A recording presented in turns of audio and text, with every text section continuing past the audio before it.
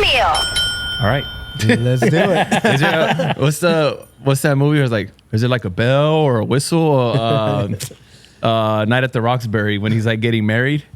Oh yeah. The guy, the priest just starts like fucking talking. He's like, wait, we started? Yeah. It was like a buzzer. There's or no countdown or anything? Yeah, no countdown. We're here. Fourth meal. It's been a while, guys. Fuck. Been a long time. It's been a while. Quick update. So we've attempted 2 or 3? Three podcasts. 3 now. Was it 3? Yeah. All right. First one was, all right, the last one we did was with PJ, right? Mm-hmm. Then we recorded a 2-hour episode with Arcade, which is never in town. And he happened to be in town, and we did a 2-hour podcast. Incredible. And then we realized it only recorded 25 minutes of it. Yep. Damn. Fucking froze. Then, Which we just got it back from service. Oh shit. oh, it's Our a roadcaster. So If we hear a hopefully- buzzing sound, we know it's fucking crashing. So. Okay, yeah, because we thought it was I thought it was someone honking. Someone outside. honking, yeah. And then we went to Vegas and we did another 2-hour with E-Rock. Mm-hmm. And then that one was, I don't even know what went wrong with it, but what was the third? Just The us? third one was here, yeah, just us. And then Oh yeah, it was just us. and we're just like it didn't feel right. yeah. And to be honest, we wouldn't even be recording today if it wasn't for our guest. We would not be recording. So Yeah. thank Not you often that I'm for here, coming. But before we get into the conversation, man, I mean, I guess quick update. How's life? Life is great, man. Just moved into a new spot. Oh, yeah. Finally. It took me like Congrats, 2 man. weeks. Moving sucks. Yeah, I only Yeah. went down the street, but it sucks. Dude, even if, like, I know you were even thinking, or you did actually move into a different unit. Even moving into a different unit sucks in the too. same building, that even sucks. Yeah. So imagine, like, I feel for people that, like, go cross country or to Yeah. another country. That's crazy. Yeah, no. But I'm glad I did. Such a better vibe, there's birds chirping, there's trees and shit. Yeah, Big difference. even birds are afraid of your old neighborhood. Oh, yeah. You don't hear birds chirping. Yeah. And Skratchy still got COVID? Man, I'm just coming off of flu now. If either flu or COVID, I don't know, but starting to feel better now though. Nice. And I was just in New York, had a good time. Our Yep. guest was out there hanging out. Good times. It was fucking cold. Colder than I thought it would be. Yeah. Shout out to Neil Jackson. The earbuds was hanging out with him. The bud. Friend Mundo. Saw our friend Mundo. It was great times. Yeah, man. We're due for Audio HFC. was out there too. Oh yeah, he was out there. Yeah, he was out there. Shit. Yeah, He New was York's out always a vibe. there. Always. Yeah, and we tried to do a couple pods, I guess, talking about the situation that a lot of people were interested in. Everyone was like, "Yeah, I can't wait for the next pod," like thinking there's gonna be some juicy gossip. But There was 2 mentioning it, but there talking was about 2. it. Yeah, I guess we left our longtime agent, which our guest ironically was once on the agency too, and also Yeah. left. Yeah. I guess you could chime in too, but well, let's just introduce our guest, man. Hey. Fricktion is here all the way from London, UK, bruv. Family. How you doing, bro? Family. Yeah. With that legendary classic fade hat on right now. I need This to is get my favorite hat, man. I see you every time I see you like post a photo like on your story or something, like Yeah. there's a good chance you're wearing the hat. 9 times out of 10, yeah. I like I've that. got a small head, so I feel like most caps don't really work well with my head. Yeah. But the crazy shit is that's such a like common Yeah, blank. yeah. Like that hat is the Yupong. We have a few of those laying around. It's Yeah. very like It's you like can a find. universally well fitted. Yeah. It works well for me, so like, Yeah, we'll fit you with some new and I'm ones. supporting my boys, so everyone just looks appreciate at me it, as bro. like in London, what's Yeah. fade? I'm like, you'll see. Well, Actually, you're Indian. I'm surprised people were like Fayed because everyone Yeah, it was- thought it was Fayed because I think it's like a popular. I don't know if it's Fayed. specifically Indian, but like that's a Middle name Eastern, or does- Fayed, yeah. What's Fayed? maybe it's not Indian, but it's right. Middle Eastern, yeah. It's middle. It's something. Yeah, I mean, bro. Like people thought. Al Fayed. as in that's what Diana was seeing. Oh Dodi yeah, Dodi Al Al Fayed. Oh shit. It means something or it's a name, but yeah, Yeah. it's very okay. So it's definitely Maybe not it's Indian. a road or something. It's a road. Maybe in Dubai. No, that's Sheikh Zayed. Anyway, We'll look into it. anyway, We'll look into it. it's all good, bro.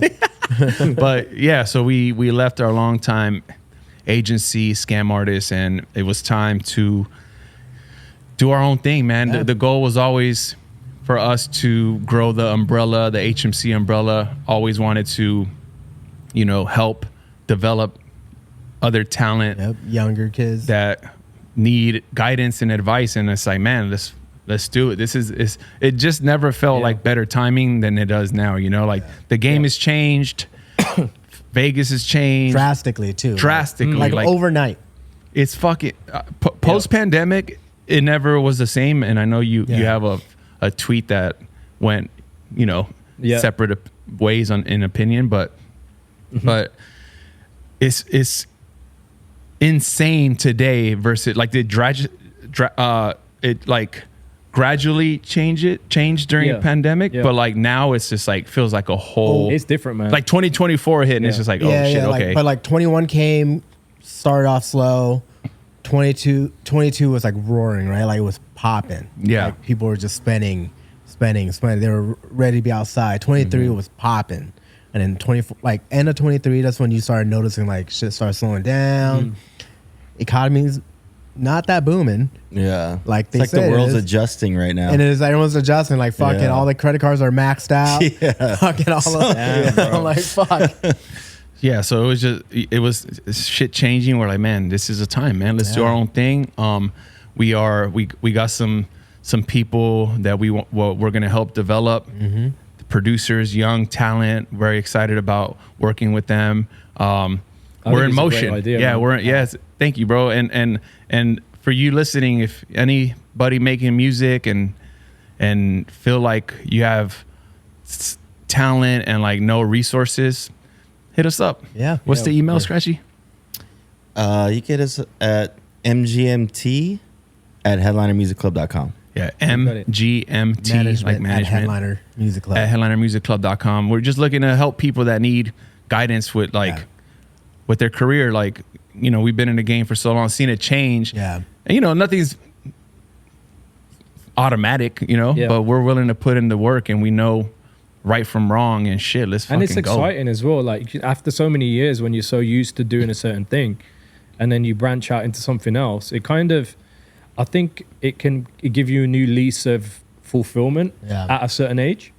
And that's even though I'm not doing specifically what you're doing, I'm doing that in a different as a creative. Yeah. And I'm feeling that way, Like you had to separate yourself, and we'll talk about it more in detail, but you had to separate yourself outside of just club residencies to lock yourself in the studio. Yeah. So tell us a little bit about the way we saw Vegas and LA and even New York. Like, dude, like we used to DJ in New York once a month for years. Yeah. And a lot of the spots that we used to do are closed. They didn't survive. Yeah. A lot of spots we used to DJ here monthly, they're closed. Yeah. And they're our favorite spots. One Oak here, Avenue here in New York, One Oak, up and down, all gone, bro. So there's less venues and more DJs. Imagine how many people turned into DJs during the pandemic. Yeah, I So mean, like, London's very similar, man. and they're just like excited to go play. They'll do it for peanuts, and it's like, and they'll bring people.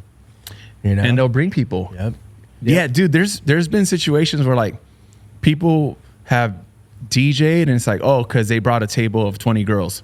That was that was their way of like getting a slot, and I'm like, damn, this is I was crazy. like, yo, like I was in New York, and the opening DJ was on. I'm like, he was playing the right songs, but like just train wreck, and I'm like, holy shit, dude. And turned like around to my boy. I was like, yo, who is this? Like, he's just like, is he the promoter turned DJ? It basically was, right? He goes, yeah. And he brought fucking 100 people. I'm like, holy shit. There you go. It's not, nowadays it's just DJing, unfortunately, is just not going to cut it. Yeah. Like, what else do you have? What else can you offer? Maybe like there's an element of, I feel like maybe the standard of what people expect in the crowd from the DJ is lowered. So if you're bringing 100 people and you're train wrecking, as you just mentioned, maybe to them, they don't care as much about you're playing the right off-key mix or whatever. Whereas us as kind of purists and OGs is kind of like, I'll hear an off-key mix straight away, whereas most DJs may not, but because I come from that musical kind of inclination. Right. But then who am I to say anything? You know what I mean? Play the Dude, right TikTok song, you're good. Bro, Yeah. I was even earlier today. I was just at the house, and I always watch mixes on TV, and I was like a Boiler Room set, and I was like, bro, it was to the point where like I'm pretty sure they prep people that if you're behind a DJ, like you're supposed to like dance and like have fun, like because that's the whole vibe of the Boiler Room. Yeah. Bro, I was watching, I was like, even like the people behind him were like, he would do a crazy train wreck or like a thing and it just throw everyone off, and they just kind of look like, I was like, oh my God, like how do they allow this on camera? Oh, It was pretty, Was it a new one? I ain't gonna say which one, but I watch a lot of Boiler Rooms, and it's pretty, it was interesting. I was like, oh shit, okay. Wait, Fricktion, didn't you just go out in LA where it was like an interesting DJ format, right? Yeah, I'm not gonna mention where, but yeah, Yeah, I think yeah. there was like 6 DJs on the lineup. Oh shit. Wait, So there was- you're not in detail what happened. Sorry. Without saying details, what happened? Oh, it was just, I guess it was just something I just wasn't used to seeing, like 6 DJs do a set every half an hour. Oh, Yeah. Was it like A popular LA nightclub too. a showcase night? Or was it just like I think it's just new DJs wanting opportunities, which I'm not mad at all. Like, but like Five said, probably each of those 6 brought fucking 10 hot Yeah. girls or whatever. Yeah. And I guess like for someone who's young or 18, you need to be 21 here. You need to be 21. Yeah. I mean, Allegedly. from their perspective, I totally get it, you know. But I guess I'm not used to it, like seeing that. Well, format. you're probably used to like fucking a DJ doing the whole night, like 8-hour set type shit. Yeah. I'm used to seeing. Maybe it might have an opener, but I'm used to seeing that, and then a well-structured set from opening whilst people are congregating around the bar, not like tiring them out too quickly to the point that it's now like 12:30 and they're tired, and then there's a dip. And it's like structure is such an important thing, and I feel as though sometimes it's not that easy to get a great atmosphere and structure when there's so many changes. Yeah. That's just my opinion. Was it a weekday? You know? A popular Monday night party. Oh, I know exactly what we're Yeah. talking about.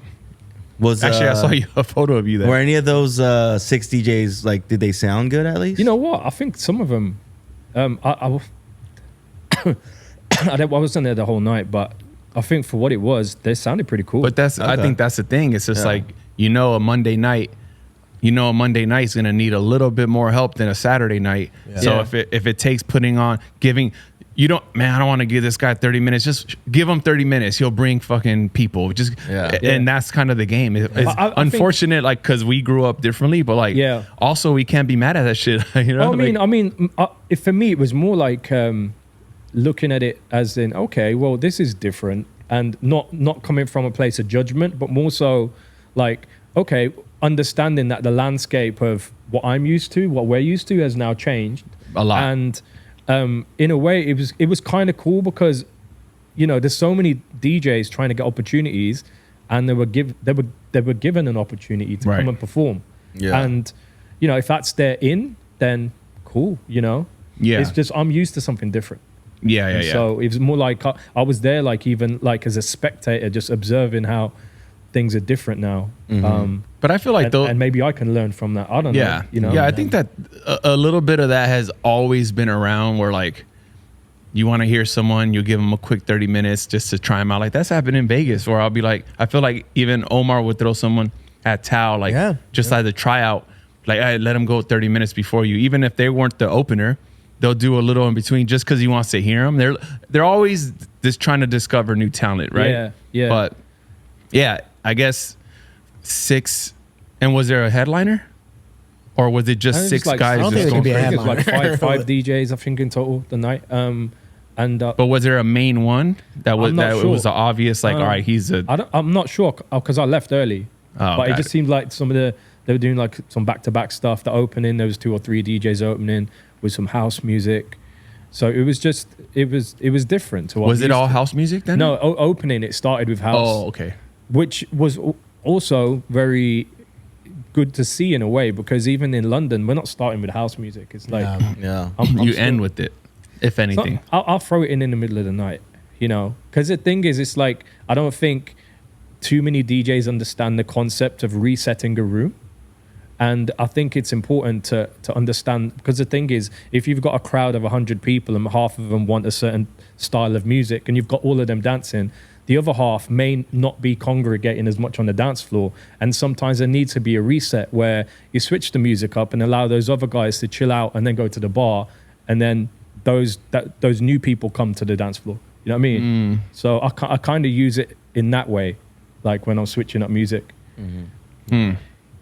That's pretty much the format we did in Vegas, you know. I mean, I don't know.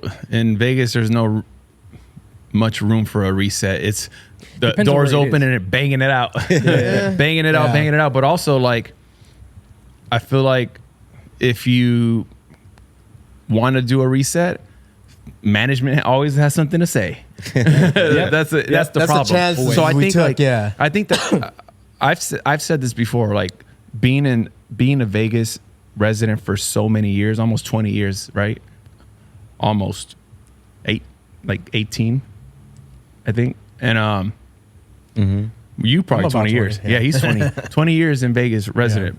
But we've seen it change so much. But I know for a fact we got to a point where we are now brainwashed, where if like the room feels flat, we're fucking up and we're gonna get yelled at. Like you just gotta- try to you're come gonna with get the blamed. most energy, the most sing along, the most hands in the fucking air or bullshit all the time, and then I'll go see other people play a packed room and play it so mellow, and I'm like, and it works, and I'm like, dang, You're just in your head. this is the whole different. time. It's Yeah. not even in my head. This is what was brought to us. It was us literally getting yelled at for those situations. Yeah. So I got to a point where we got brainwashed. We're like, oh, this is how you supposed to treat a room. This is like the highest level of that. Yeah. And obviously there's so music in general and just DJing is so wide, and it has always been, but like now even house is like, well, what genre of house? You know, Oh, like, dude, because I and they don't all like each other. Yeah. Hip hop, They all same beef. shit. Yeah. I Because feel you like can't just be like, oh, I like house music, I like hip hop. It's like, okay, well, what kind of hip hop? What kind of house music? Yeah, I feel like it's very subjective, man, with DJing.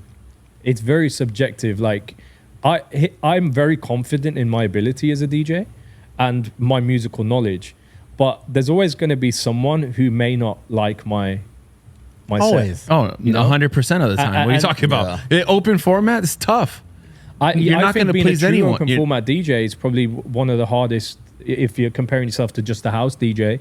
You know, I think it's because you're having to like switch so many different genres in a seamless way to please in so many different people that like different things. Whereas like a specific genre event, you got your standards to stick to. you know? I think open format DJing has the challenge of trying to entertain a room full of different personalities and taste. Yeah. Everybody has different Yeah. taste in music, so you got to kind of read the room, bounce around. You can't have a plan.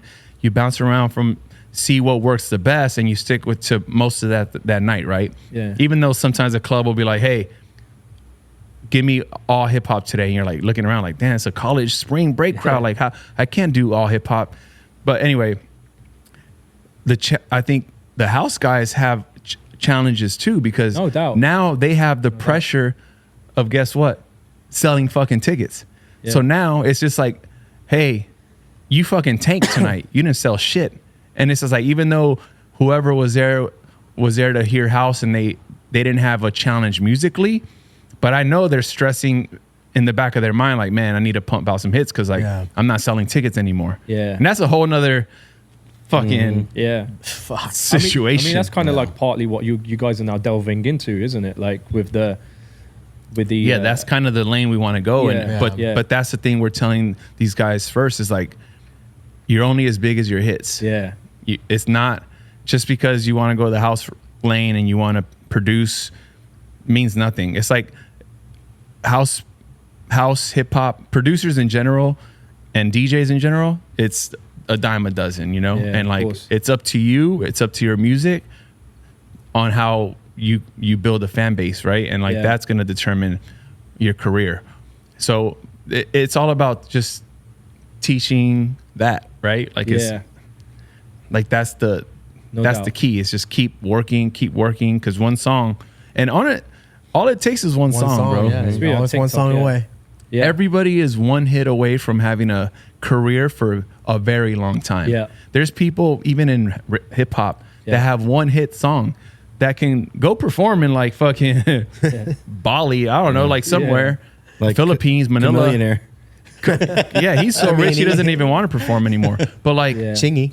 dude, Chingy will perform for the rest of his life. Yeah, he'll still have. He'll his be at two- Lovers and Friends. He'll be at Yeah. wherever. Like, Yeah. bro, and he has more than one Yeah. hit, but Yeah. that's a good example. Chingy was a good jam. Bro, for real. And even in house, we've seen people have residencies for many years that had maybe one hit or one remix went off and just made a lot of money for years. And I'm like, damn, they didn't even really have a hit, but it didn't matter. I mean, you kind of had that with Shots, right? Yeah, but my name wasn't attached to it. So like, as much as it did help my career, it was more like it did, but it wasn't because like the crowd didn't know I was Yeah. behind the scenes on it, you know. So Yeah. it's like no one knew. Oh shit, I love your hit song. You know, it was completely different. It did help, Yeah. but it wasn't for like the audience. It was more for like Yeah. just I mean, business just getting by behind and the stuff. scenes Yeah, shit. yeah, of like course, yeah. Totally get people. Yeah, it's like I don't know. It was different, but yes, if that would have been a Eric Dlux featuring LMFAO and Lil That'd be Jon crazy. record, I probably Yeah. would have made a lot more money. Yeah. Because you can monetize from the performance aspect and And it just the name would have just been in people's faces Yeah. for 13 years now, right? Wow. Well, that's Or the thing, like, is it 15 years? Yeah, 2009, 15 years. yeah, that's the thing. Like trying to get yourself a primary artist attachment to like DSPs, like on Spotify. I think it's such a important thing now because it increases your numbers and your visibility, Right. you know, and your playlist pitching. So I noticed that. I know some people that don't really have hits, but whoever is featured on their song, Yeah. and it has millions and millions of views, and they get like, you know how you can see the monthly Yeah. listens? They have a good number, and I'm like, oh, because Oh, wow. so and so's on there. Yeah. Yeah. I mean, you That's could, interesting how they do that. I mean, that could be anything. That could be. I'll give you an example. There was a record I produced for a rapper in the UK recently, and it's a very big, well-known rapper. And my priority was more so to build my brand than to get paid. Obviously, I want to get paid, but you know, I also believe in money comes and goes, whereas course. an opportunity to do something in that moment might not come again. Right. Of course. So in that moment, I wasn't necessarily thinking about the money. I was thinking it would be a good opportunity for me to have my name as a primary artist on that song. And the song's on a couple of million now. It's only been out like a few weeks. Oh, nice. And so that would have been good for my profile. However, that doesn't necessarily mean that they're going to allow that to happen because artists are very protective about who they Of course. associate with on their songs. I don't think that's taken anything away from me, but, you know, I wasn't on the level of the artist. So, you know, I probably didn't have the level of leverage to make that request. It would have been at the expense of me not getting paid. Who's the artist? Named Potter Paper. Potter Paper? Potter Paper, yeah. Huh. Yeah. So He's big? He's pretty big in the UK, yeah. He's I'd say he's definitely got an argument to say he's top 3 best rapper in the UK. Wow. Really? Wow. On Yeah. some drill shit, or what's he on? No, He's just a rapper. rap, UK rap. He's signed to 0207 Def Jam, and he's very well respected and liked, you know. But I did his main single, and you know, I wanted to build my primary artist off the back of that, Right. amongst other records that I've got coming out. But you know, it didn't happen in that way. I still got paid, which is all well and good. But you know, just to give you an example of what we were just speaking about, that would have been great for me because now my numbers are up. Like, you wanted it to be Fricktion featuring No, I was happy like on to some have Khaled shit, or how? his song, right? But you know, which was featuring another artist anyway. But you know, on Spotify, you can have 3 primary artists. You can't have more than that, right? So then I thought, well, if they can just tag me as a primary artist as like the last artist, I'm happy with that. Now my monthly numbers would have gone up to about 300-400 just off that one song. Yeah. Yeah. I can now use that as leverage to then make a claim for the next song and the next song, and then build Right. up momentum to the point where, you know, when I release my own stuff, I'm already coming with X amount of monthly listeners and new followers from the previous songs. Yeah. And so it's kind of like, I wouldn't say it's faking it till you make it, but it's more so like working the algorithm in your favor. Yeah. And to the point that when you do release, you're coming already with a little bit of traction, if you want course. to call it that, within the DSPs, you know? And you know, like DSPs like Spotify, they're very big on that, and seeing that you've got traction and history, and you know that, for example, your name may have appeared in a New Music Friday. That this specific song we're talking about was in New Music Friday. Now, UK. if my name was sorry, Only in the UK, or I believe so, or I believe it would have been in the UK. Yeah. But my name sorry, I've had this cough for like a week. Which COVID. It's called COVID, man. bro. I got it from you, bro. You probably got it. shit. So my name being attached to that specifically, when I do come to release a song, they'll see that, oh, he's already been in New Music Friday. Yeah. Let me check out. So it's kind of like okay. the resume thing behind the scenes. Yes. It's very important. So Yeah. yeah. Definitely. Is your goal eventually to make like records as Fricktion featuring? Yeah, like a Khaled kind of thing. Yeah, Okay. I did release a song last year with D Smoke. He was, I remember you're here working on that. yeah, he won Rhythm and Flow. Oh yeah. Yeah, and I put a rapper from Germany called Kelvin Colt on that song, Hmm. and so I was very excited about that song, and you know, that's on over 300,000 streams now. And Oh, nice. That was just off my own back, and Yeah. you know, it's a type of song you'd listen to in the gym, or like it'd be on like a boxing soundtrack or something. You know, What makes me want to fight? yeah, exactly. So that song I was playing. Were you mad at someone when you produced that, bro, or what? No, it wasn't like Fight Night Migos style. Oh, okay. It was more so Damn, like great song. Forgot it about was that more one. so like positivity, like power kind of thing. Oh, like uplifting. So go in the gym and be like, Yeah, you can do it, bro. You can do it. Okay. I need to listen to that. Then I haven't been to the gym It's a in good fucking song. Like forever. I played it at these boxing events because in between rounds, and so I was just trying to hit content Scratchy, ID. bro. You still going to the gym? I think that's how I got sick, honestly. That's when I got sick. When I was like, oh, I'm back in the There gym. you That's go. when I got That's sick. what you get for paying for these high end. They don't even clean. you gotta build up Bro, your immune system. You That's pay all what this it is. money for these gyms. They don't Yeah. even clean. Man. Bro, mine, you can't even leave a machine without wiping it down. Oh, really? They make you wipe it down. Damn. Everything has a bucket of like sanitizer Yeah. wipes, and you have to wipe everything down. Okay. Shit, Nice. bro, my shit ain't as expensive as your spot. Anyway, carry on. Now you guys carry on. So tell us about. I know. Congrats on the latest Chris Brown. You got 2 on the last album. Yeah, That's crazy. yeah, that's co-produced. Yeah, man. Yeah, actually, yeah. How did that come about? I had a relationship with someone in his camp, and I was actively trying to work with him for a couple of years at least, because I was making a lot of demos during the pandemic, and a lot of them were just R&B demos for like Breezy, and so like you know, I had a couple of producers. Oh, so you made songs specifically for him. Well, I was making a lot of To shop demos to 'em, yeah. specifically for like Breezy, artists. Usher, got it. Jacquees, these kind of artists. And you know, I had a couple of homies that had made it onto the Breezy album and the Indigo album. And so, you know, I had demos sitting there that I felt that were perfect for him. So I was always pitching, and so eventually we just caught one. Or Wow. caught 2. Yeah. How many pitches? In total, I probably sent like 10 songs. Ah. Yeah. Wow. So over the span I think of that's a like- year. I think that's one thing people don't realize. It's like consistency is key, but also like persistent. Yeah. You Yeah. gotta like closed mouths don't get fed. You know, Yeah. you gotta go and. Someone said, I forgot who said this, but they were like, you gotta be politely annoying. You know, Yeah. It's a good or way like to put you're, it. yeah, you're like annoying, but like Yeah. they're not on Rather some than like being a fucking gonna pest. ignore. Yeah, not Yeah. being a pest. Yeah. Exactly. Yeah. I think like I think when I was sending it, they appreciated how respectful I was in my approach every time.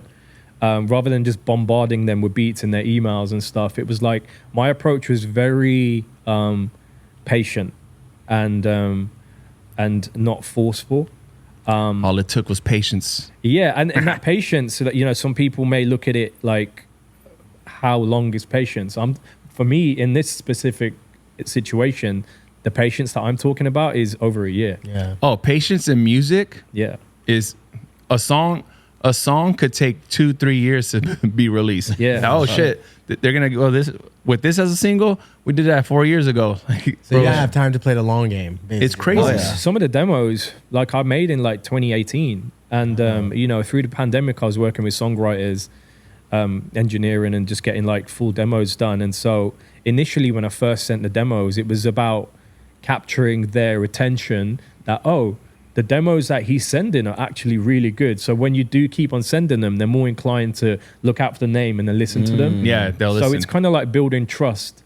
You know, the first couple of demos I sent, they could have, you know, thought they were whack and then not listened again, even though I may have had demos that are perfect for him. So I think building trust with like anyone in general, like in music, is such an important thing. So that's why I try not to be too forceful. I'd rather just like build a little bit of rapport with people before I go in, you know? Yeah. Would you say that was your biggest placement? I definitely think it's one of them, yeah. Yeah. Yeah, I think so. Yeah. Overall, Breezy? because it's Yeah. Chris Brown, but maybe But it's you're Breezy, yeah. one with the Well, paper guy I worked might be bigger. I worked with RZA from Wu-Tang quite a bit. What? Shit. That's my dog.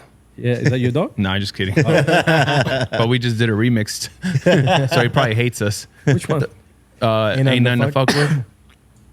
Did a little house remix, and he probably hates our guts for it. You know that's Probably not. nah, you No, ain't he like that. obviously doesn't know, but like he's probably like, bro. That song was the inspiration behind the guitar lead on Wild Thoughts and Maria. Yeah. Oh yeah, Remember, I did an edit and sent it to you. that's right. What? Yeah, you know, you know, Oh, that was the shit. inspiration behind Wyclef doing Maria. Really? Yeah. Wait, isn't Maria? That's Santana, isn't it? Yeah. Santana and Yeah. Yeah. That's Santana on the guitar, bro. Yeah. Damn, that's crazy. I didn't know that.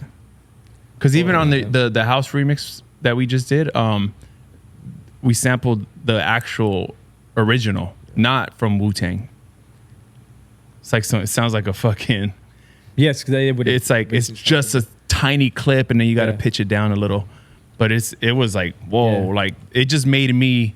I always respected RZA, but I was just like, Yeah. that's like some next level genius, like digging, like what he turned in from that song to be what it was. Yeah. That's some like Dilla, like Premier, like that's some genius sampling level shit, Yeah, bro. yeah, yeah. Like these No doubt. guys, I always love hearing like tracks, and then I hear the original, and I'm like, whoa, what? Yeah. A lot of Dilla. It's like that does that. Metro Q-Tip. Boomin song with Future and Kendrick. What is it? Is it Barry White? Which one? Future Kendrick. That's Barry White, no? Oh, Oh, we're talking about the Joe Cooley? yeah. But what's the original? I don't know. Everlasting Bass, right? Everlasting That one? Bass was the one. Yeah. Don't you have a placement with Kendrick? Right? I mean, it's kind of. It's like I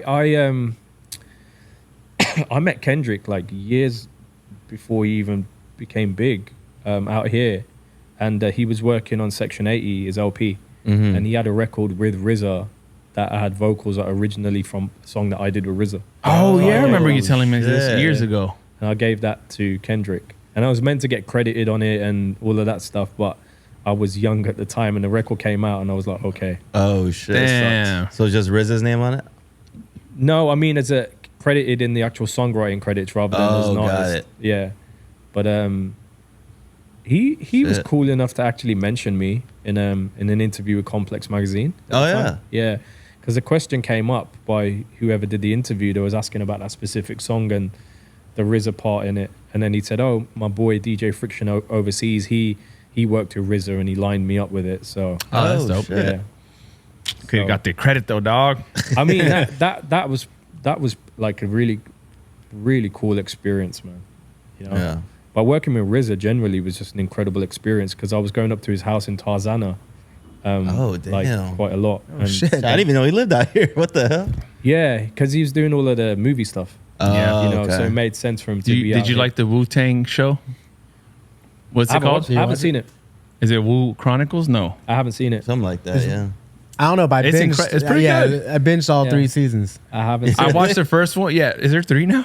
Oh, yeah. Yeah. So I watched It's the done, first, and then I feel like it was pretty good. But I was like, all right, this is interesting, very dramatic. I was Yeah. like, all right, this, and I wasn't sold on all the characters. Some of them, like Method Man, Dave, what's his, Davies. Dave East was Dave East. good. He looks like Method Man, talks like him. ODB was good. RZA, like, Yeah. No, that was nah, off. that was so bad. The same actor, I forgot his name.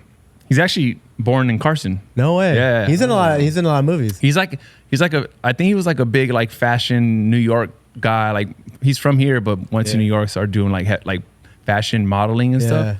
And he also plays Bobby Brown in the Oh, Whitney shit. movie. Wow. Yeah, and it's same thing. Like I don't buy it. Like Yeah, yeah. I think he he's not fits a Bobby bad Brown. actor. He's not a bad actor. It's just No, his RZA the voice roles wasn't good. Yeah. The role, yeah, Yeah, the RZA's role. got a husky kind of what a boy. What, you know, he's got a very very thick New York accent. But dude, even I want to say even as Bobby Brown, he just it's just his voice. He just Yeah. sounds the same. Like he doesn't know how to have a character voice. Articulate. It's just him. Yeah. Which is Yeah. that's fine. But some actors like will fucking talk like the role, right? Yeah, yeah. And you're just like, oh I shit, think the- Dave East Dave East. killed it. I think Killed the it. guys that did the Straight Outta Compton were pretty good. I thought those. Especially I the guy thought that Dre did the was off, Eazy-E yeah. Eazy-E character. Yeah, He was great. Yeah, he was pretty good. He was good. Not so I love much that movie too. Yeah, me too. Yeah. Ice Cube's son played Ice Yeah, Cube. yeah. But not so incredibly. much the Suge Knight character. I wasn't as convinced by the Nah, Suge Knight. Suge Knight was weird. But The Dre guy was good. Eazy-E one was great. Dre was good too. Yeah. Yeah, that I was didn't like the good. Dre guy, You like Dre? but Yeah, I thought he looked like him, and it was pretty good. that guy's a good actor though. So Yeah. I love movies like that, man. Like Yeah. just like biopics, man. Those are like my favorite. Just to see the story. I seen one recently. Oh, I saw the Bob Marley. It's called One Love. I haven't seen that, seen but that I've been either. It's hearing okay. a lot of very mixed to negative reviews about the movie. Yeah, so it wasn't like I love seeing how they became what they are, right? Right. The movie starts and he's already just Bob Marley getting ready for this big show, and there's Right. like controversy, and they think there's like all hell's gonna break loose, like all kinds of drama's gonna happen. But yeah, it wasn't a bad movie, but it wasn't what I wanted. Like I love like Bohemian Rhapsody and like that was incredible. The You know- Journey. Well, No, it's Queen. They've got the Michael Jackson one coming up, so I hope they do that one justice, man, because it's very. who's playing Michael Jackson? I feel like Jafar Jackson. Is it Jafar? Ain't that, he's from Aladdin, no? Oh shit. Yeah, I think Jafar's from Aladdin. I don't even know Aladdin, but that's funny. No, his name's Jafar. Oh, is it Jafar? Okay. I think so. I mean, yeah, I haven't seen anything about it. I haven't even seen shit about that movie. That's gonna He's be a relative of Mike. That's Oh, gonna okay. be good. Like I was saying, like I'm hoping they get that one right because it's not like Yeah, you just. Jafar Jackson. You're Is right. it? Oh, There you go. okay, there you go. Yeah. Man, you guys over here making fun of my guy, bro. I mean, there is a Jafar in Aladdin too, though. Oh, so you're also right about Aladdin. the Barry White sample on that Yeah. Everlasting Bass too. Yeah. Very right. Dang, bro, you know your shit, bro. Okay. I'm like my friends know me to be like. Are you a whosample.com? Yeah. Oh, I'm like shit. an encyclopedia of music, man. Nice. Yeah. Abs always says that. I love. Oh, fucking- shout out Abs, man. Yeah. Everybody loves Abs. What's up, Abs? I haven't seen this guy in so long. How's he doing? Abs is doing great, and I'm really happy for him, and he deserves everything that he's doing right Yeah, now. He's got he's a killing kid, it. and he's moving up well within the industry. His Well situation has deserved, changed man. a lot in the Yeah. last 4 to 5 years. Well, I think a lot of people. Well, last time we saw both of you guys was Yeah. pre-pandemic. Was it right before? COVID? Yeah, like, it shut was down? 2020, and he was kind of like We had interning. a little meeting here, remember? Oh. Yeah, because he was interning and trying to find his That's like right. feet with Yeah. some work. Yeah. But in that time, this guy's killing it, man. Crushing it, man. He's Yeah. really doing some. And we got a crazy lifetime shit. Good for supply. him, man. What's he doing? Such a great guy. Well, he's working with Prime now. He's working with Proper Loud, which is the label behind, the management company behind KSI, What's Prime? the drink. I'm Oh, to drink. He's the one that sent us all the drinks. Oh no shit. Yeah. Okay. Yeah. That's who's is that again? Yours. No, I mean, it's KSI and Logan Paul's. That's okay. Yeah. Logan Yeah. Paul. Yeah. So he works with those guys. He does all of the tours with those guys like across the world, like the promotion tours. You know, they've Nice. just like sponsored Lakers, I believe, Yeah. and they're Oh, it's big, man. Like, yeah, pretty big. And Nice, I good was for saying him. to you yesterday that Yeah. they sponsored some football player that I'd never heard of, but apparently he's big. Yeah, he was like, oh yeah, they sponsored a football player. He's not that big. And I was like, oh, what's his name? And you you said, know, some guy named Mahomes. yeah. I was What? like, The biggest. that's what I said. Bro, I was like, Super Bowl I champion. didn't say he's not that big. I don't even. I just never heard of him. Yeah. I said I've Yeah, never you said heard you of never him. heard of him. I don't know Yeah, who Mahomes yeah. is. I was like, wait, what? I mean, it But is. I might get like, look, the people that watching this on You gotta YouTube. remember, you gotta Yeah, understand. yeah, no. Football to him is what we call soccer. yeah. Yeah, I don't know yeah. anybody that watches NFL in the UK. Yeah, So- okay. Who's That your makes sense. who's Well, your they do football London team games, again? though. They have one game in London like every year or so. Yeah. right? Like You're a Aston Villa guy, Yeah, huh? we're doing good though. Yeah? Yeah. I haven't been watching, but he took me to my first proper football. bro, I game. was pissed. I saw Man, him we go to should've a went. football game. I took know. him to actual Liverpool Arsenal, which is That's a very right. big Dog, game. that I was jealous, bro. Yeah. I've never been to a game out there. And you know, I didn't give a fuck. I was like, Oh. it was Yeah. fucking cold. I was like, let's get out of here. As soon as we walked out, they scored. Someone scored. I almost went to a Man U game this past November. I forgot who they were playing, Here? but Out here. No. I was gonna go to London. Oh. I think that's when I told you I'm coming out there, but it didn't work out. But that's like bucket list. Yeah. Go to a. It doesn't have to be You're a Man Man U. United fan? No. I don't have a a team. No. So I'll go maybe to Aston Villa. I'll go to Aston Villa. I'll go to Arsenal. I'll go So anywhere. maybe you could be like UK Spurs. could be Villa for you. Yeah, I would love to. All right. Dude, so craziest story. When we were out there with you, what year was that? 18? Fuck. What year was 2018, that? 2019? It was 19. 'cause 19, it was it's your after, birthday, November, yeah. I Yeah, my left, birthday. and you guys went to London. It was That trip, like that was one of the best moments, dude. Bro, let me That tell was you, so fun. my homie was playing for Newcastle. Newcastle. Oh, I remember this story. Oh, we were And I supposed to didn't go wanna to the game, right? Yeah, and he was just like, bro, he goes, what the fuck, you're out here? DeAndre Yedlin, which is also on a U.S. team, and he just signed to Cincinnati, but he was with Newcastle, yeah. Miami Yeah. with Messi. So Right. he played with Messi in Miami. Shit. He's now in Cincinnati, but he was playing for Newcastle, and he was like, he goes, bro, what the fuck? You're out here? Come fuck with me. Come to a game. And I'm like, oh, how far is it? It was like an hour away or some bullshit. And we're like, Newcastle is not an hour away, bro. but where he was playing, I don't think it was a home game. Maybe. No, it was a home game. Oh, That's was? why I didn't How want to go. far is it?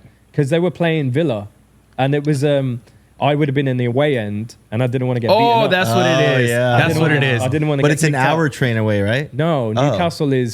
Newcastle's from London at about a 3.5 hour Oh, train. shit. Oh, okay. That makes sense why we didn't go. Driving. is See, I good thought, 6 bro, hours. for some Oh, reason, yeah, I thought that's it was an really hour far. away, and I was always Yeah, I mad at think you myself. said- So, like, that was my No. opportunity not only to It's see like a game. San Francisco, bro. From here. Oh, that's like Oh, 6 hour fuck, drive. that is and far. bro, I'm not gonna go all that way for get beat fucking up. Newcastle. Sorry, my language, but But we would have been on the field, bro. We would have been taken care of. Damn. I get it, bro. But Newcastle. So sucks. it's, That's how instead these of guys going are to a game, diehard, bro. Instead Like of me, going- if someone invites me to a Clipper game, I'm going. I don't care. instead the of fuck do I give a fuck? Instead of going to a real soccer game, we went to what was it to take a tour of the camp? Oh, then we Camp went. Nou? Well, that Hey, was man, before. look, when you And guys come back we in can Barcelona, still, we went to the game. We can still Yeah. take Not to you the game, out. but- Like you know, Prime sponsors Arsenal now.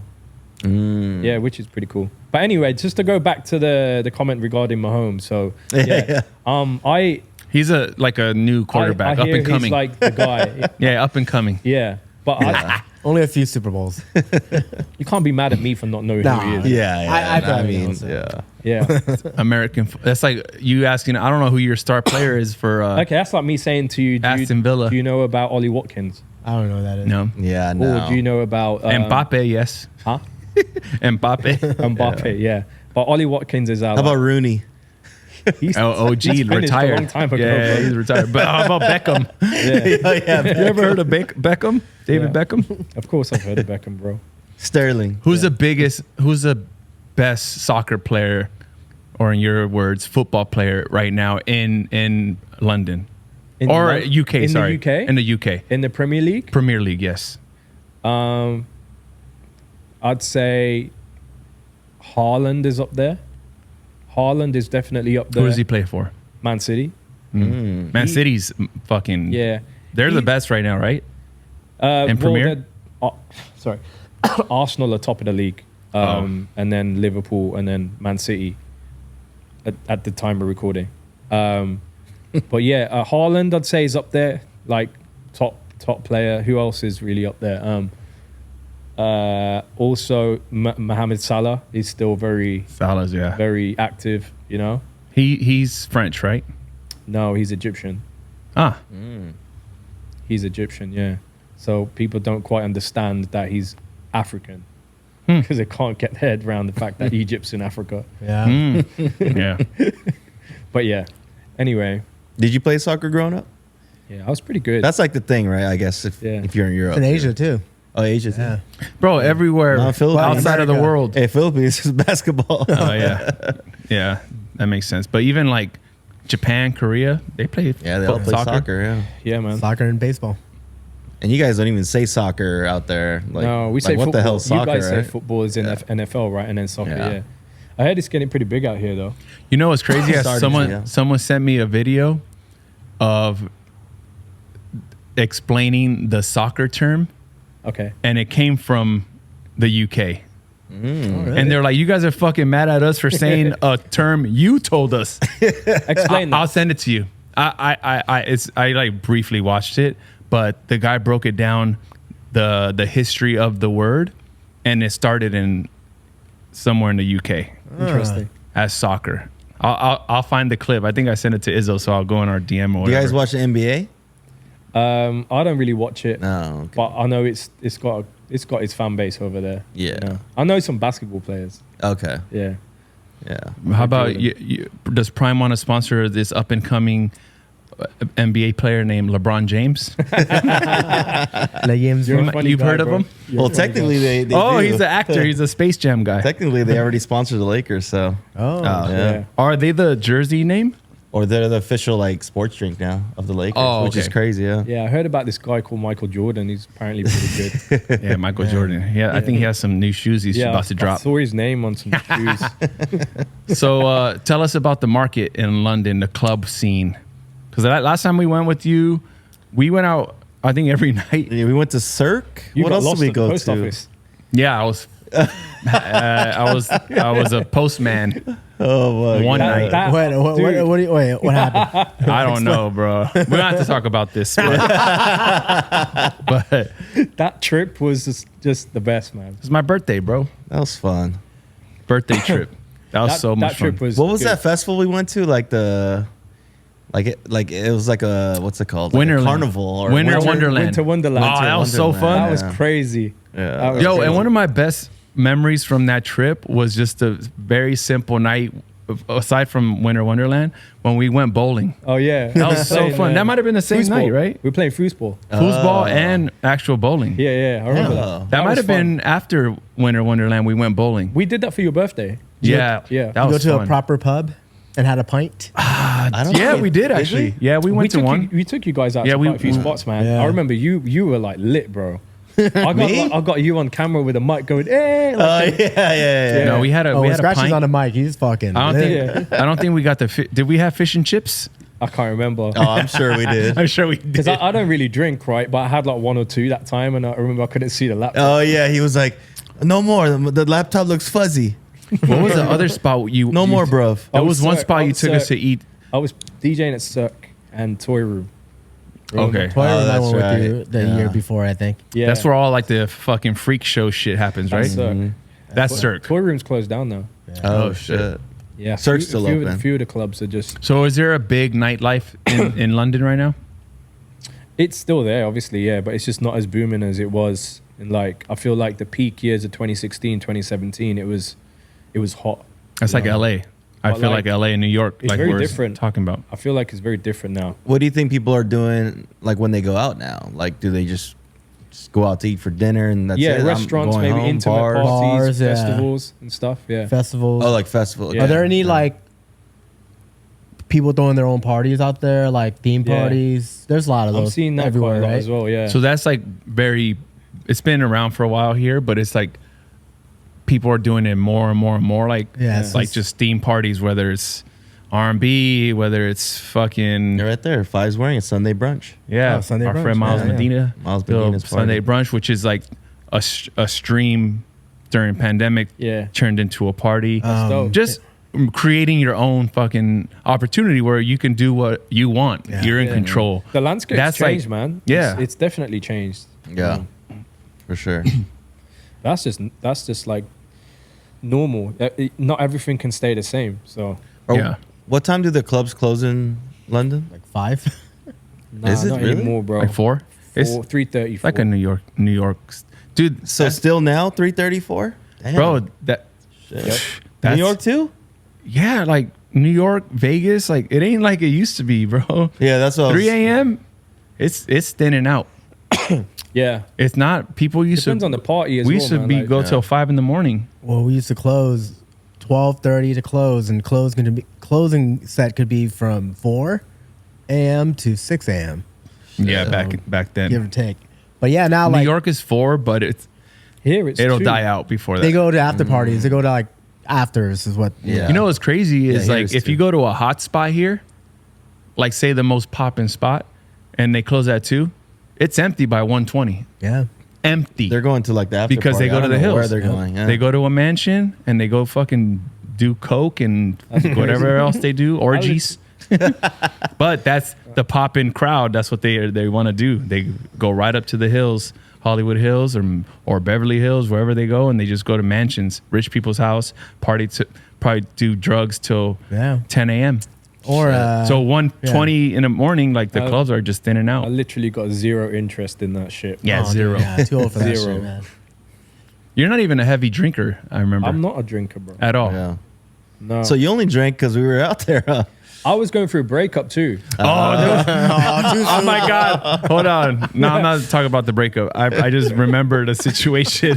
What are you laughing I at? try to give this fool a shot, and he goes, "Oh, I can't take a shot." He goes, "I won't be able to see my screen." That's what he was saying. Yeah, the laptop's like fuzzy. The laptop gets fuzzy. I'm like, off one shot? No, bro.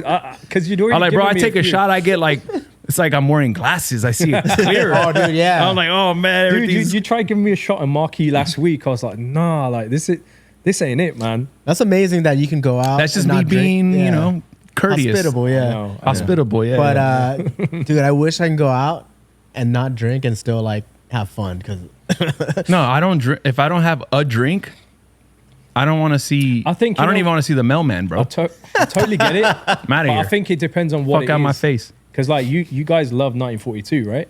That no, shit's Yes. strong, like strong. It's strong. You know. Oh, too actually, yeah. Whereas I can have like a nice cocktail No. I just need some. I just just to relax. in a perfect world. Exactly. Give me a glass of wine. yeah. Yeah. I'm in heaven. If wine wasn't like not frowned upon, but like not, it's In the not club, that yeah. common in the club world. But if it was common, where like I can have a bottle of wine in the DJ booth, I'm in heaven. Yeah. I love it. Red wine. Red or white? Yeah. Maybe white because like red is a little bit more like heavier and makes me sleepy. But at home, I'll drink a red. I heard it's got health benefits too. Not even drink like a bottle. Now if you drink a bottle like me, Huh? Like one glass, is yes. a day is what they say. Yeah, Real? one glass is- Okay, yeah, That's yeah. interesting. but also Maybe I could do that. what Let me- it depends let what me- you let me read, see bro. what's that. It's like everything, man. Vice sent me an article, or I don't know, it was a podcast of like the benefits of coffee, right? Yeah, there's now. Yeah, And I was like, I told him this. I was like, okay, I'm not going to listen to this because that same guy, the same host, had someone on his podcast saying how coffee's killing you. yeah. Right. So this Wow. guy's just this Contradicting himself. Yeah. The podcast, he just has guests. It's not his fault, but like Yeah. he's good at like clickbait. So his headlines is don't drink coffee, it's killing you. And then the other one's like, coffee's saving your life. And it's just like, Oh, man. okay, they're not back to back, obviously, but I'm just Yeah. like, bro, you're a fucking idiot. Yeah, it's Yeah. like, Dude, you're like the king of coffee, man. I always see you doing your. He's fake news. King of coffee. Oh, bro, I can't have coffee after 9 a.m. No, and not only that, he only drinks tea. no. I drink coffee every morning. I remember I was having. But yeah, I don't drink it after 11. in the studio that I was at they had like a coffee machine, and I was having it every single day for at least 6 months, and it gave me crazy anxiety, bro. Yeah. Because I wasn't You used probably to didn't sleep having. good either. Huh? Did you sleep good? No. Like Yeah. it gave me like mad anxiety. Like being in the studio and you're sitting down and there's no sunlight. It's like I'm trying to stay awake so I can get my work done. Yeah.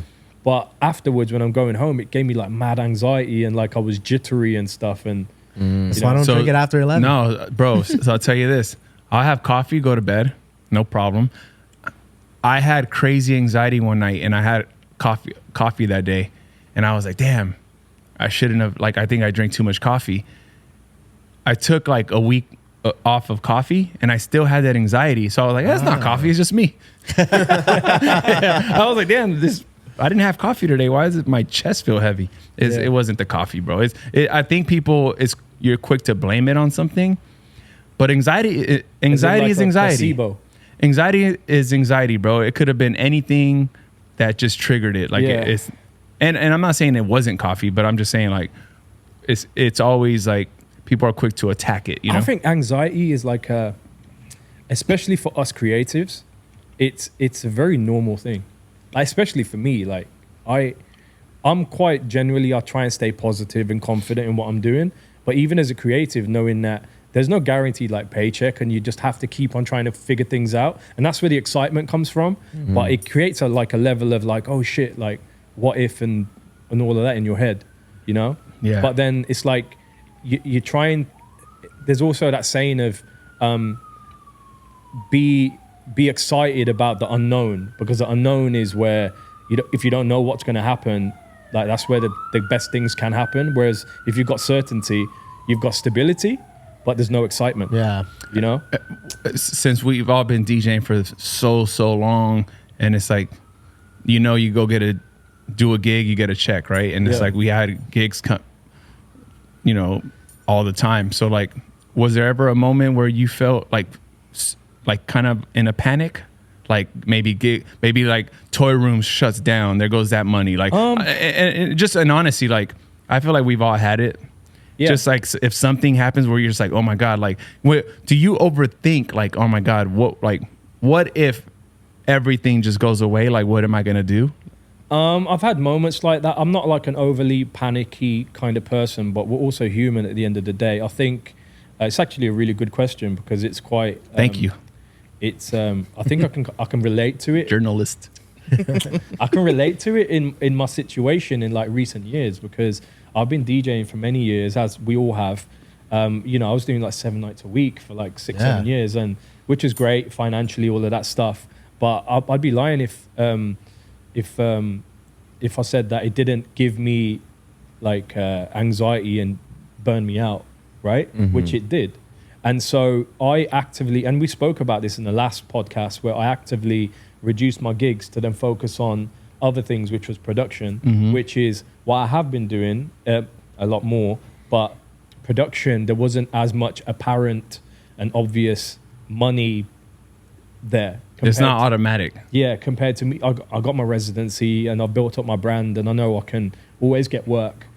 But it was like a conscious choice of knowing that, look, we're all getting older as well. Like, I'm not trying to be, 55-year-old DJ, like, DJing to like 18-year-olds. Like, that's not knocking anyone that wants to do that. That's on you. But I've got other aspirations as well. And plus, my back starts to hurt, and my hands and carpal tunnel and all of that stuff, The craziest shit is years ago, I had a studio, over 10 years ago, had a studio in downtown, was working.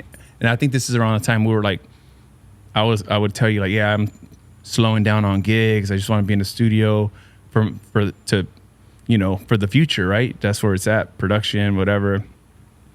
Turning down gigs, bro, making like 8 beats a day, just thousands of beats or ideas, right? Yeah. in your iTunes.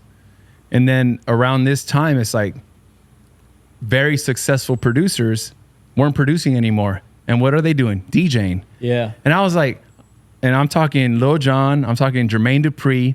And John, I asked him one day, I asked him about music. He goes, nah, he goes, why sit in my room making beats and like hoping something happens to him when I could just go get money in 2 hours? And then I looked in the mirror and I was like, are you a fucking idiot? Why are you turning? Look at these. Why are you turning? I know. I know. Here's the thing. That's Lil Jon and I'm not. And that's Jermaine Dupri and I'm not. Yeah. But I had the opportunity of making money at gigs. I was doing that, and then I took that off the table to go make music. Yeah. And these guys making music said, "Fuck making music. Let me go get gigs." Yeah, so it just made me think like. I hear what you're saying, bro, but I'm back at production now too. So yeah, we both are. But like, I think that's all about perspective, because you can look at it like this. Even though I do believe Lil Jon started as a DJ, I think but they built their resume and their brand off production. Yeah. And music. No, he's a monster. Yeah. He's an artist. Both, Jermaine Dupri's a legend, right? And then they delved into that world, whereas it wasn't like that for us. It's not like I was working with Usher and stuff when I was like 21 years old or whatever. You know what I mean? It was like, I've always been making music. I've come from that background. People always ask me, am I a DJ first or a producer first? I'm neither. I'm not a DJ that turned into a producer. I'm not a producer that turned into a DJ. I started making beats and making music at the exact same time that I started DJing, but I wasn't making no money from it. Mm-hmm. So the DJ route is what paid my bills. Yeah. I still love it. It's still, I'm always going to love it. But production, it was something I always wanted to do, that I felt within myself I was a little bit unfulfilled because I didn't reach the same level of maybe success financially as well as a DJ. And so I think for like a Lil Jon or Jermaine Dupri's perspective, that totally makes sense because they came from that and then went to that. Whereas for us, we've already done, like, I can't even begin to explain how many thousands of gigs I've done. It's ridiculous. And so 7 days a week for 6-7 years is wild. And that's what I'm saying. And so it's like, bro, we know what it is. Unless tomorrow I get booked to headline the biggest festival in the world where I might feel exhilarated again as a DJ. DJing is DJing, bro. It's not like we're there playing music for other people unless we're a brand ourselves and people are coming to see us. Mm-hmm. Whereas that's what it was for Lil Jon, right? Whereas we're serving the people in a way. And so that's why I understand the whole concept of, you know what, like I want to get my creative juices. We're servers. Yeah, man. And so that transition, like to answer your original question, that transition, it is daunting because you're actively giving up money and opportunities and not being checked for by industry people to then pursue something that may not work, but you're taking a chance on it. No, that's important. And it's funny you say that. There's a interview on YouTube that I watched 3 times on my flight from New York. From New York back home. Damn, and I had 3 times? I watched it. It's 30 minutes. And I watched it 3 times and I had my notebook. And it's an old interview. It's Jerry Lorenzo and John Mayer. Wow. And what's the dude from Complex? Oh yeah, Noah Callahan Beaver. Noah? Yeah, he was the chief editor of Complex. No, not him. Oh, Mark Echo? No, the other guy that used to do Joe Puma. Oh, yeah, the sneaker shopping guy. Yeah. Isn't he the guy that made was it that clip I sent you to that one day? Yeah, so that clip. Exactly. So when you sent me that clip, I was like, damn, that kind of hit me. Let me watch this whole interview. Explain the clip. So Fi sent me a clip of John Mayer explaining why he quit drinking. Yeah. Okay. Right? And it was like, I remember the day, and it was like Drake's 30th birthday, made a fool of himself, blah, blah, blah. Anyway, I was like, and this is, pretty banged up after hanging out with Bart in New York. So I was like, maybe quit drinking is something I should look into. So anyway, that might have been the reason I started watching the interview, to see like, what he did, how he did it. And the way he explains it is this. He was like, he was like, day 6 of The Hangover. And he was like, all right, I had to look at myself in the mirror and be like, all right, what percentage of you do you want, or the best of you do you want to achieve? And he was like 100%. And he goes, do you know what you got to do? He goes, say no more. We don't have to talk anymore. And he said he never drank again. He goes, and it started like this. At first it was like boredom. Like I was really bored, and just like, then it just started to level out little by little. Mm-hmm. And that's a very common thing that I hear from Vice to whoever, a couple people I know that quit drinking. They almost every single one of them said the first 3 months were hard. Mm. The first 3 months. Yeah. After that, it gets a little easier. Yeah. So anyway, that's not the part that I was interested in, because same, like back into production and also building this HMC management, and building Try Studios, Try Records. There's just so much that requires a lot of work for no income yet, right? Exactly. Yeah. But I'm turning down gigs. There are a lot of clubs that I just won't do anymore because it didn't fulfill me. I wasn't happy, and I was like, I'm working. I say it all the time, working harder, not smarter. Just every day, bro. Like I got to go to downtown, ship one order. I got to come back to HMC, do a podcast. Got to go somewhere else after. It's just like nonstop. So what he said was, he had a point in the interview where he was like, he said sometimes you got to remove yourself. And I'm butchering the way he said it, but because I'm never good at like memorizing word for word. But he pretty much said he removed himself from a situation. And he goes, I had to lock myself in my house for 7 months to learn Grateful Dead songs. Oh, yeah. He goes, and I sat myself, and he goes, I neglected my album. I neglected shows. He goes, I was a lot of money that was on the table gone. He goes, I was like, kind of, he was like, I was here learning songs. Yeah. And I was not making money for that long. Obviously, John Mayer was probably okay. Yeah, he's doing good. What he said was, he goes, but my return, he goes, the return on my investment was beautiful. Like, he goes, it's risk reward. What are you giving up? Yeah. And what are you getting? Yeah.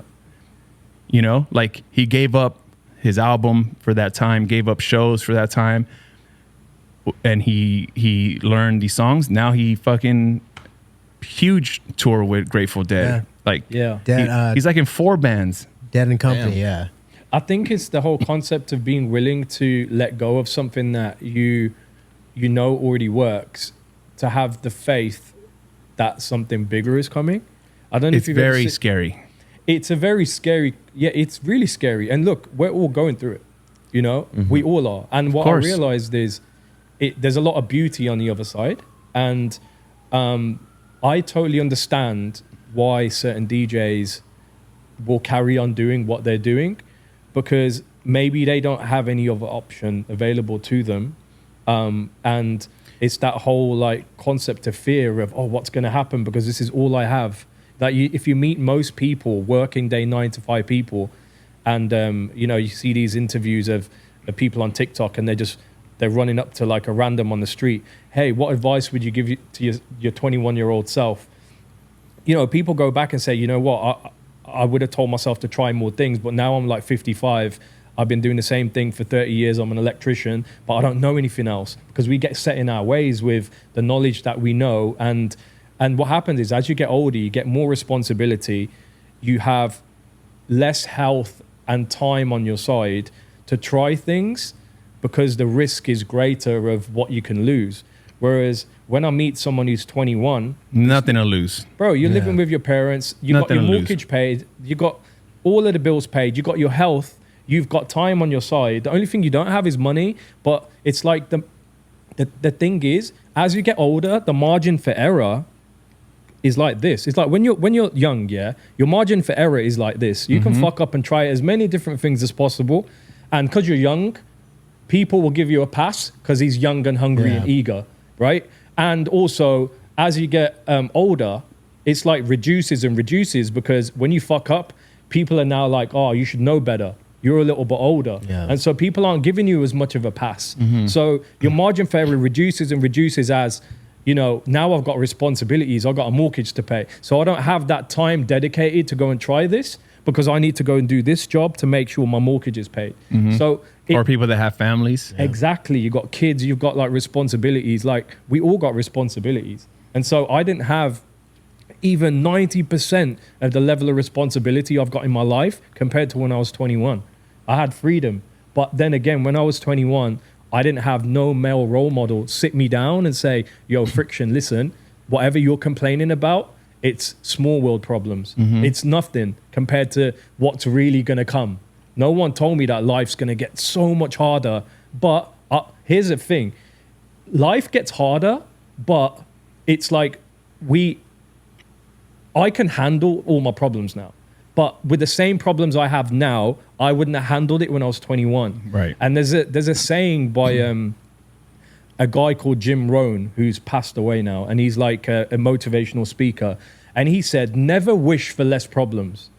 Always wish to handle all of the problems, to grow enough to handle the problems that come your way. So it's not about wishing for less problems. It's about acquiring the knowledge and to deal with whatever problem comes your way. Right. And that's why people that don't ever try risk or try anything, they don't grow. No risk, no reward. That's Yeah. such a famous, and it's so fucking true, bro. And that's what anything, like, even I think when he said the risk reward thing was I think he was talking about drinking too. And it's just like the risk of being bored, being like uncomfortable in social situations. The reward is waking up, no hangover. Your health. The reward is your health. The reward is like, you know, life. He goes, I didn't hate being on planes anymore all of a sudden. Like, it's just in anything, bro. And even in like, the risk is you got to go get up and be miserable in the gym. The reward is you're going to look and feel better. Everything is risk reward in every situation, every single situation. Totally, man. And I think that's the thing is people need to take more risks. Is like, even when you said people that are just DJing and have nothing else to fall back on, that's because they don't want to. They can. They just don't want to risk something.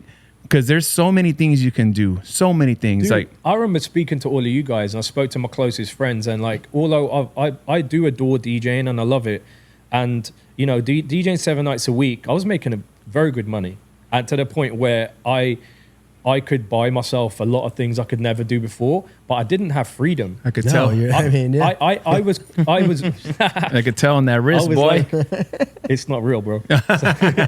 Just make sure you tell people it's not. It's I ain't fake. trying to get That's robbed. a good replica, though. Yeah, it's great.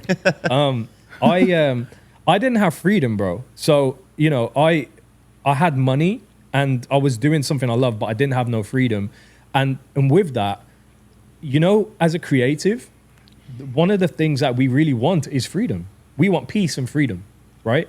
And I know for sure that's what I want. And I want to be fulfilled in whatever I'm doing. Explain peace and freedom. Like, what does that mean to you?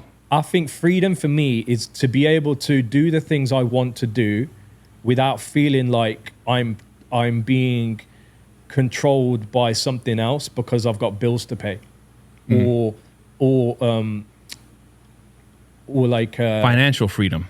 Financial freedom, but I think creative freedom as well. Because I think with DJing, I absolutely adore DJing. I love it, but there's a cap to the amount of creativity. An open format for sure. As an open format DJ in a club where you've got so many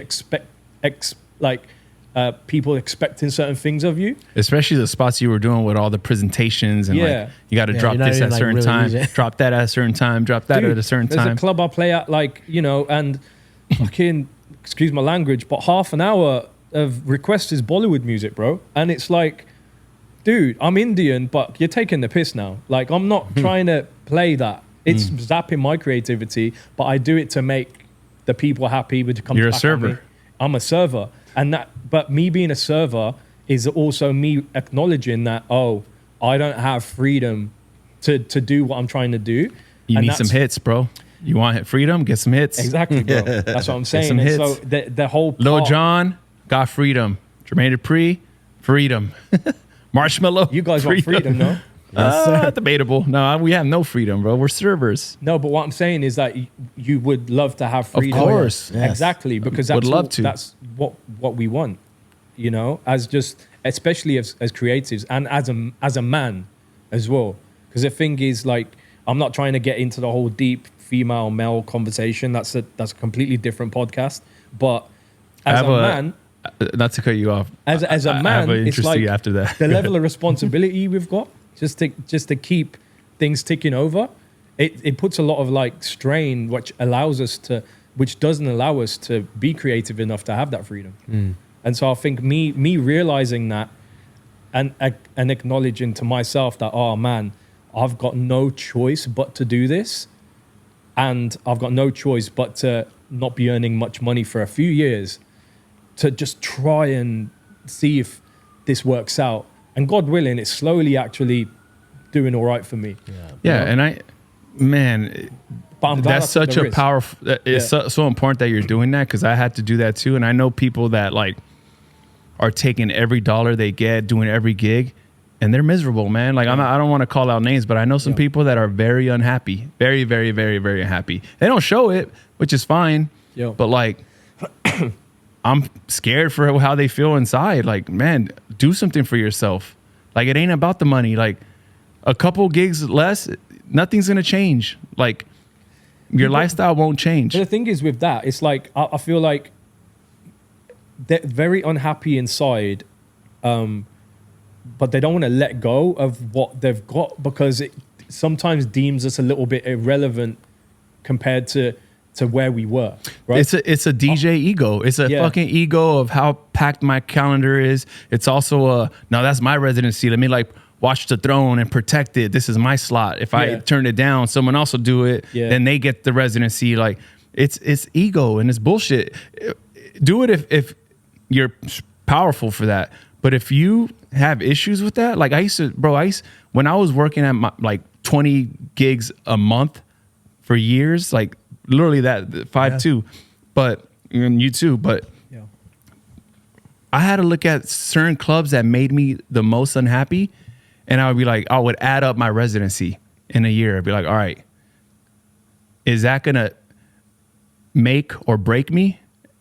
Nope. All right, cut it. One at a time. I was like, because this amount of money wasn't going to change my life if I took it. Like, if I did the residency, my life, I'm not overnight a billionaire, right? Yeah. And if I decline the residency, I'm not necessarily homeless. So I was like, oh, I'll be fine. And then guess what I got from it?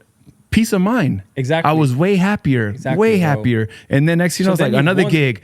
Oh man, I don't really like this gig no more. And it could be anything. It could be the travel. It could be the hours. It could be just a place that doesn't have direct flights. Like little things that really fuck with you when you do it often. Because it could be something as much as like the travel's tough, right? And you're like, fuck, this is taking a beating. I'm taking a beating. All right, if I take this off my plate, am I going to be okay? Yes. All right, gone. And dude, I was getting happier and happier and happier and happier. And then now I'm just poor because I don't DJ anymore. Dude, I'm not making even half as much money as I was in my peak. But I said in the last podcast with you guys, I'm a lot happier. And I think everyone around me can see it and they feel it. Because it's like when someone's like got a certain energy, you can feel it. You can feel when a man's like got victim mentality and he's acting a certain type of way because they're projecting outwardly of what's going on inside, right? Yeah. Right. I'm not trying to get all philosophical, but we're all grown adults. Like, we know what it is, right? Now, I've been feeling good for a while, but I've not been making much money. But I've acknowledged that, my name may not be as hot in the West End like it was, where I was employed by every club.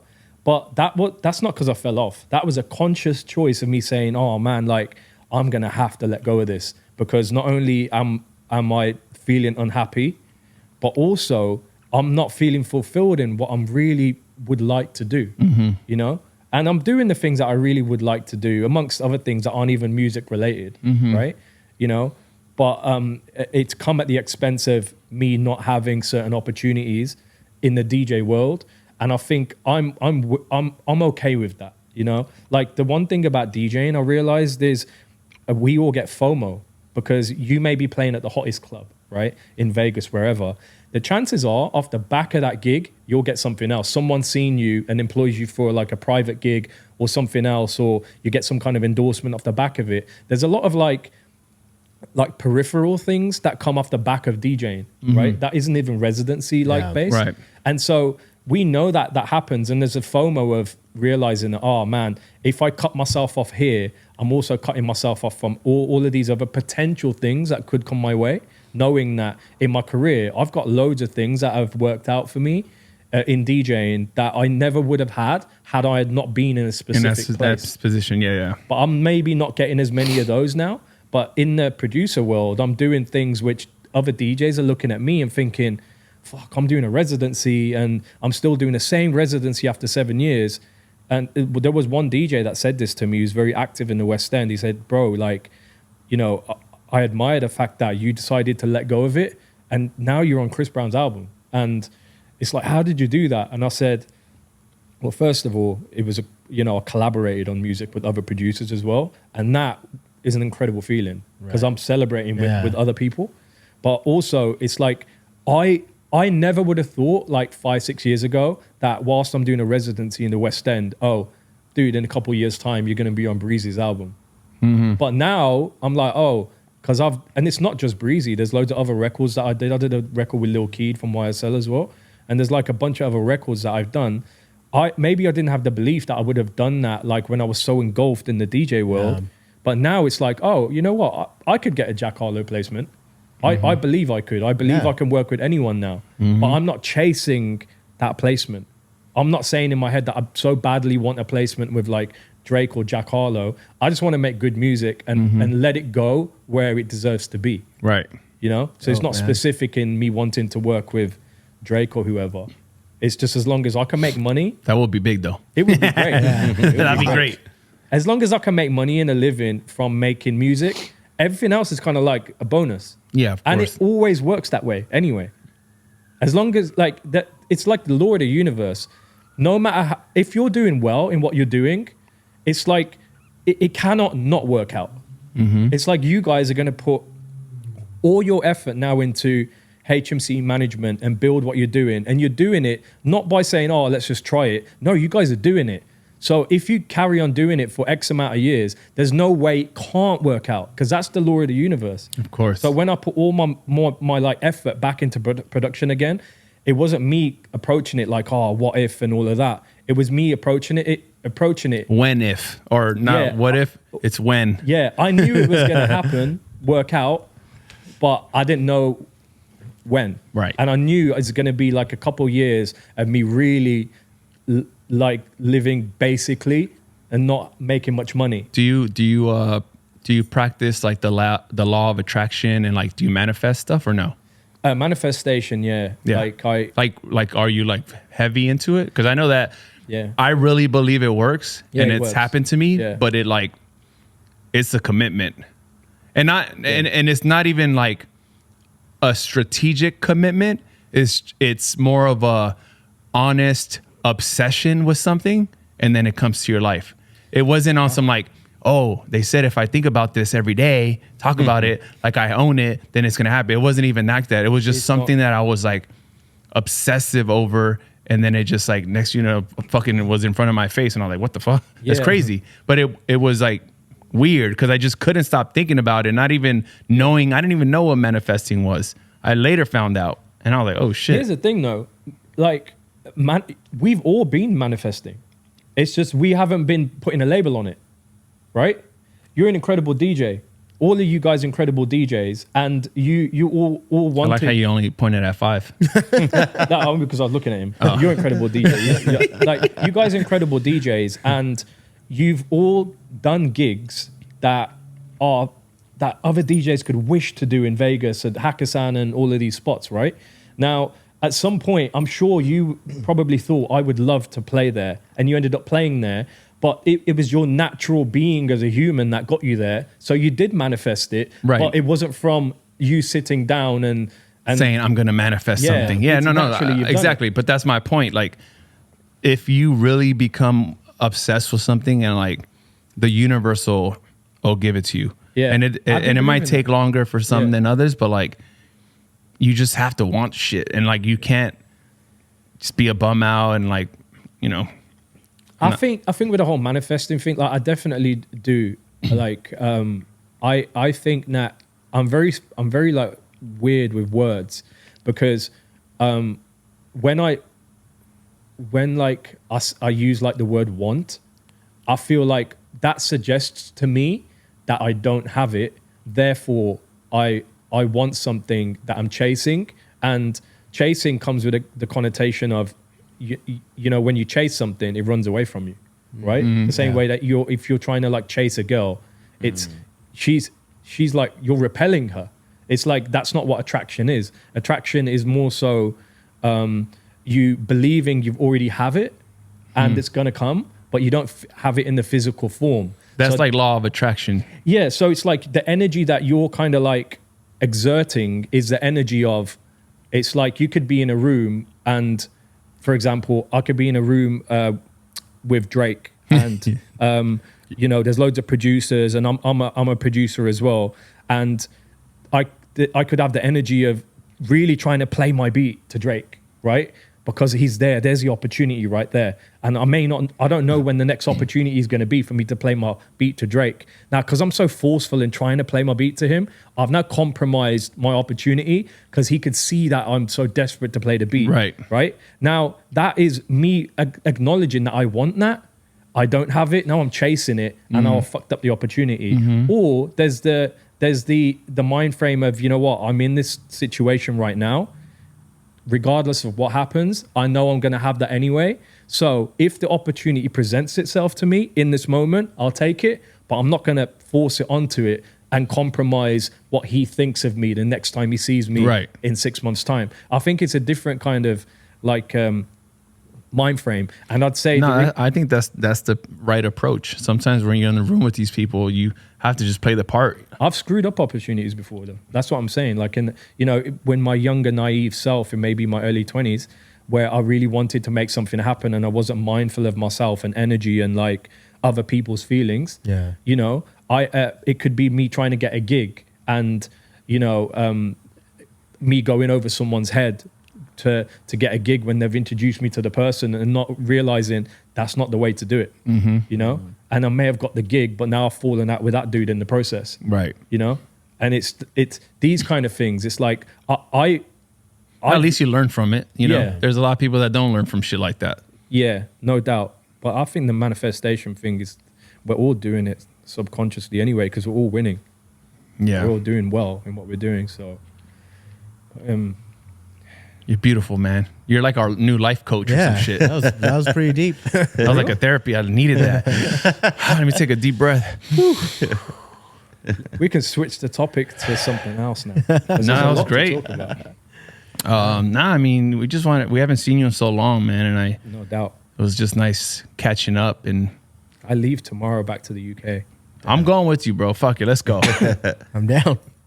No risk, no reward. You should come, man, because I've moved now and stuff. So, like, you know. So you got a guest bedroom or what? Yeah. Nice. Yeah. I want to build a studio. It's going to be similar to this. So I'll make my music and have my homies around and stuff, you know. And I want to stay tapped in with the whole HMC management thing, because I think what you guys are doing is the right thing at the right time. Yeah. That's the way I perceive it. It's like the perfect time to do it. Thank you. If you know any up and coming talent in London, come on, bruv. I gotta think, man. I'm too old. That's why we need younger talent. Well, I think we're managers now, bro. Yeah, man. I need to spend some more time out here, man, because it's like the scene's so different. Got that visa popping. Let's go. I got my visa now. Yeah. Is that a work visa? If you guys want to line me up some gigs out here, you know. I mean, there's not many clubs, bro. Let's make it clear. We're not crazy. We're not an agency. Yeah, we're not an agency. Anyway, Fricktion. Yo, thank you so much, bro. Bruv, thank you, man. Yeah, thank you. Bruv, very nice. We needed that. Yeah, that was nice. So That was nice therapy quite like session. a organic. Yeah, no. Conversation. I mean, that's pretty much how our It wasn't forced podcasts at are. all. Yeah. And you can actually say to me now, right at the end, because the podcast is done, are you done talking? I'm done talking. Are you done talking? Are you done talking? That's how. That was from that trip. Remember? That was such a fun time, bro. Fuck, I was love that- London. What was that song? Kojo Funds. What was it? Kojo Funds. Kojo Are you done talking? That was the soundtrack of the whole trip. Yeah. By the way, my highlight here, they had a TV here. Highlight for me is beating Afrobeat in FIFA. Oh, yeah. right. Beat Okay. 'em. Oh, Nice. shit. Yep. Nice. You know, I beat Afrobeat in FIFA. Actually, So- that trip, that was the first time I learned about the Afrobeats like genre, for really. real? Because you were playing it in the club. I'm like, damn, like, whoa, Yeah. this shit's dope. I mean, don't get twisted. When you guys come in fall, I'll still be DJing. I'll still be active. Oh, no, yeah, we know, yeah. Yeah. Are you still playing the Afrobeat stuff? Yeah, in I'm the- still active in Okay. the scene. It's just I'm not doing 7 nights a week. Yeah. No, yeah. 7 nights is crazy. I can't do that. Even if someone says to me, like, I'll give you all of this money now, like to do, I wouldn't never go back to it. Yeah, it's crazy. I think Yeah. for like, 5 nights. Was But like, Afrobeats is like big out here now. Yeah, I'm a Like- piano as well. Yeah, I'm a piano Mate, I too. would crush some venues out here with the music that I'm playing out. I there. think more so out here in LA and then like a couple of specialty parties, like Vegas, still not ready. Yeah, still not No. Vegas, huh? Still not in Vegas. New York, probably. New for York, sure. for sure. Yeah, but yeah, man, when you guys come, it's gonna be a vibe. We'll have a great Yeah, time. fall. We'll plan for fall for 100%. Yeah. I'll get abs on it. 100% during Winter Wonderland. We'll do it, bro. I'll get abs on it. I'll get some other lads out as well that work with us, and maybe there'll be a boxing event as well. You can go. Hey, to. and- Sounds good. We're in. It'd be mad fun, isn't it? All right, man. All Love, right, bro. man. All right, Fricktion, thanks, love you, bro. Appreciate it. Thank you. Thank you guys for listening. See you, Thank you guys. see you next week. Peace. Hopefully.